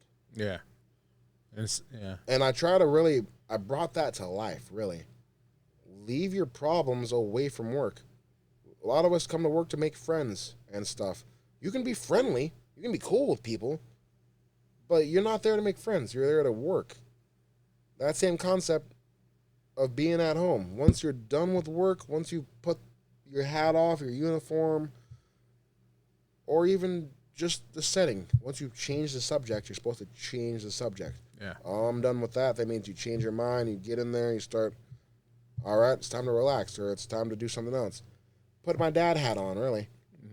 And it's rough, dude, seriously. Especially like getting called, because I'm always called about air conditioning 24/7. Yeah. Answer some questions. Oh, this isn't working. Got to get somebody scheduled, or tell them to check this. And slowly making the transition. But fortunately, since I've worked so much my whole life that it's kind of just normal to me. Yeah. You work on this, you work on that, you work on this. My mind, the gears are always spinning. I used to see this look on my dad's face the few times that I actually would have hung out with him, and I'd never understood, what is your problem? I know exactly what the problem is now.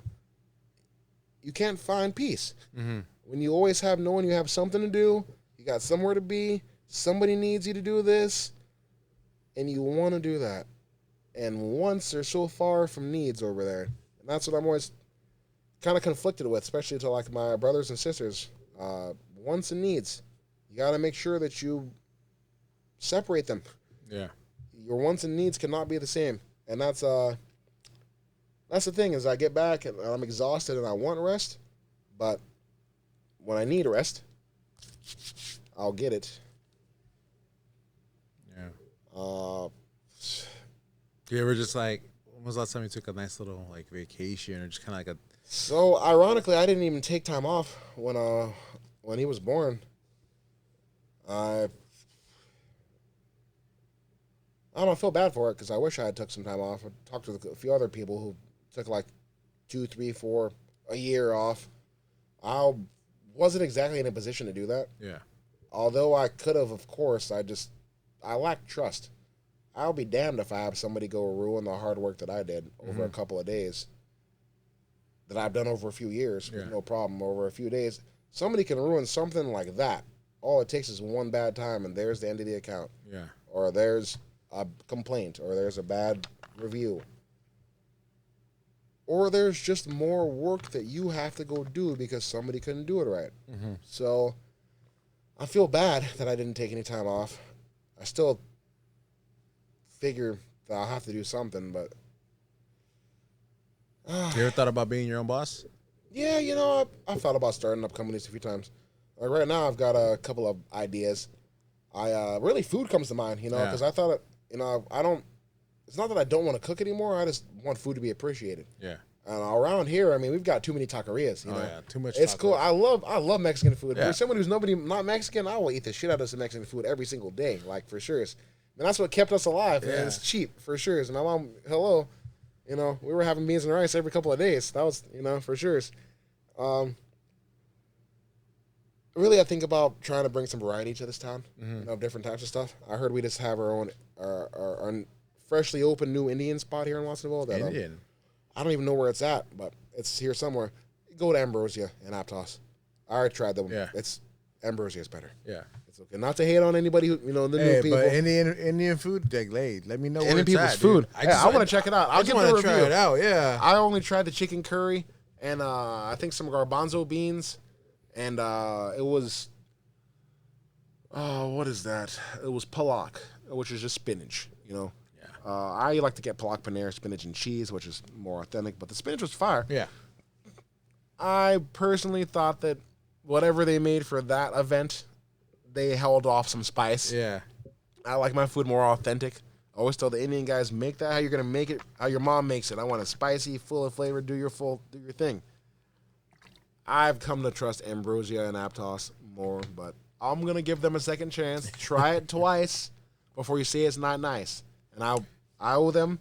I give food the 3-strike rule. First time, all right. Depending if you're starting. Yeah, seriously. Second time, a couple times. 3 times. 2 or 3 times. 3 times, exactly. I'm with it. 3 times is even better. I don't know, because I keep thinking about like trying to bring some sort of barbecue to this town, or bring some sort of soul food or something. Because growing up with like African heritage, I keep thinking about soul food all the time. Yeah. My whole family moved away, so like I don't really get to go have soul food and shit.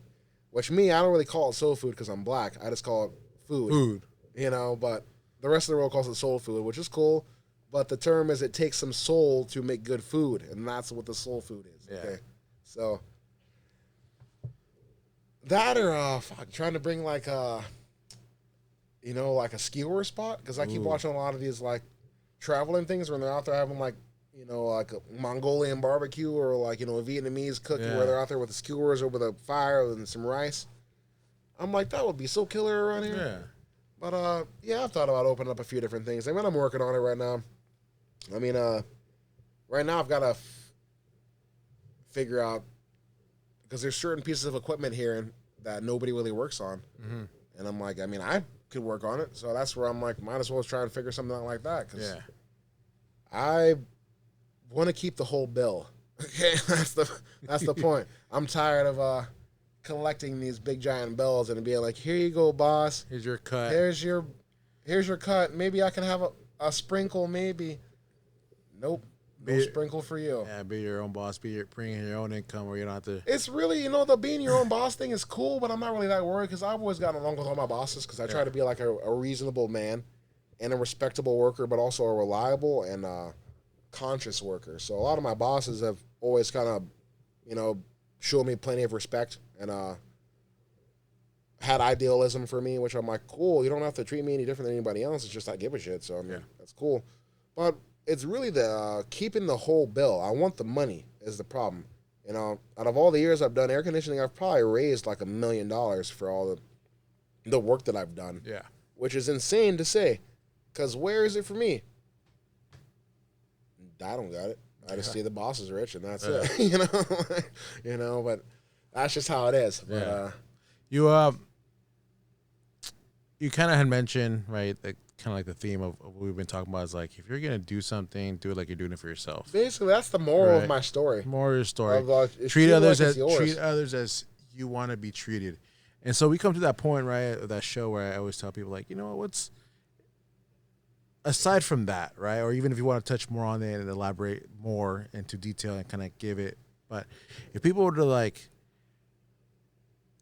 this is the last time, right, this is your words of wisdom, your advice. My advice to the people basically would be to treat others how you want to be treated, do something with respect, but also purpose.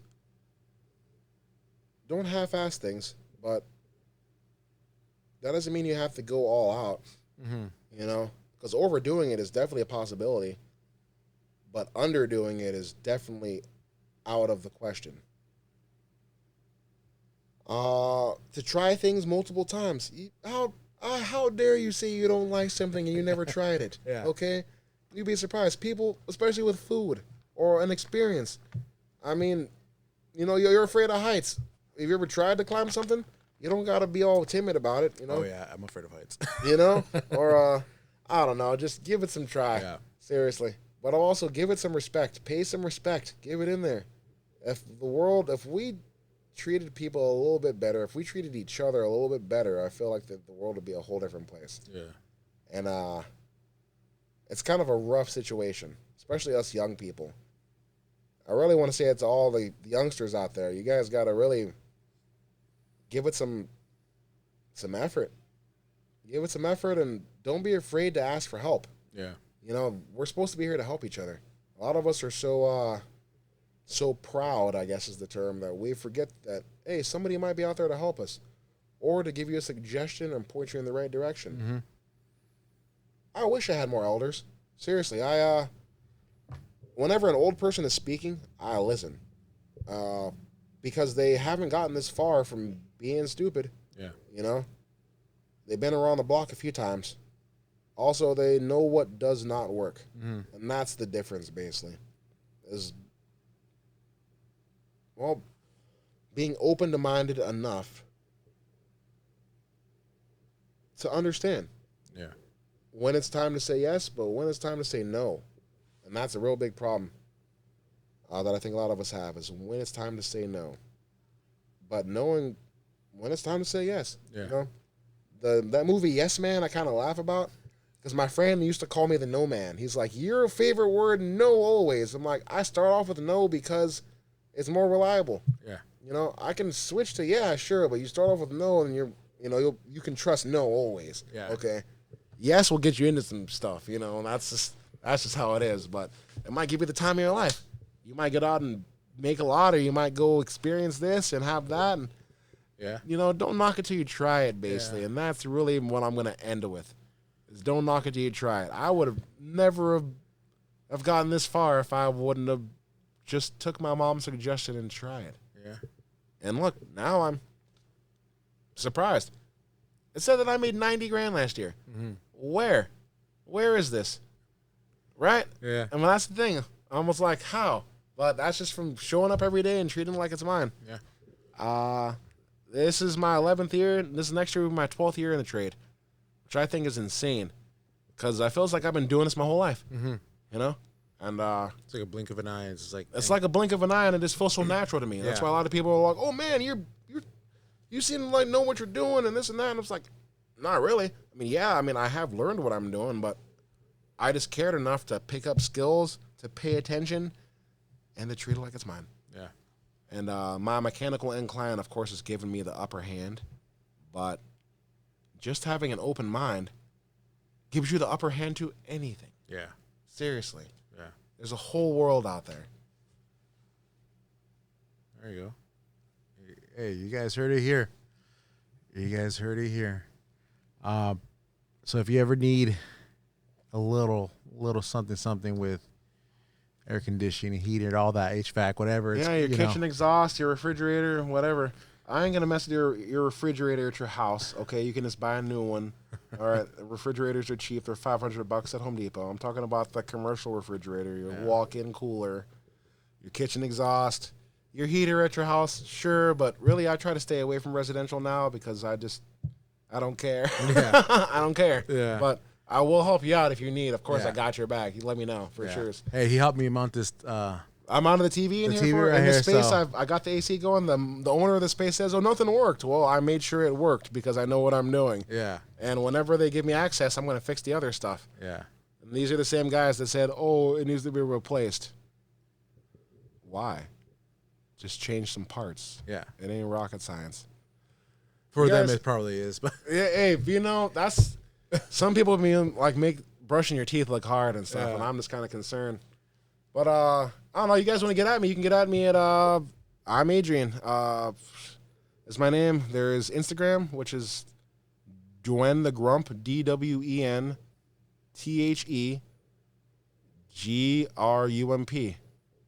It took me a minute to remember that because I haven't been on there. in a minute, but- it's going to be tagged. So we'll yeah, tagged. Or you can hit me at my email. You know the company, Martinico and Sons. Adrian at MartinicoandSons.com. Like I said, we actually did the original exhaust hood for the Cadillac Cafe. And most of the restaurants you probably have eaten at in San Jose and stuff was us. Yeah. Back in the day, because they've OGs in the game for sure. Yeah. And yeah, I'm always looking for comments. You guys can hit me up. problems or whatever, I'll answer some technical questions. It's cool with me. And right on, guys. You guys heard it here. Adrian, thanks a lot for coming on. Yeah, thanks for having me. It was great. Yeah. I'll be back with more stories. For Seriously. sure, yeah. Guys, thanks for watching. I'll catch you guys in the next one. God bless. El Local Podcast out.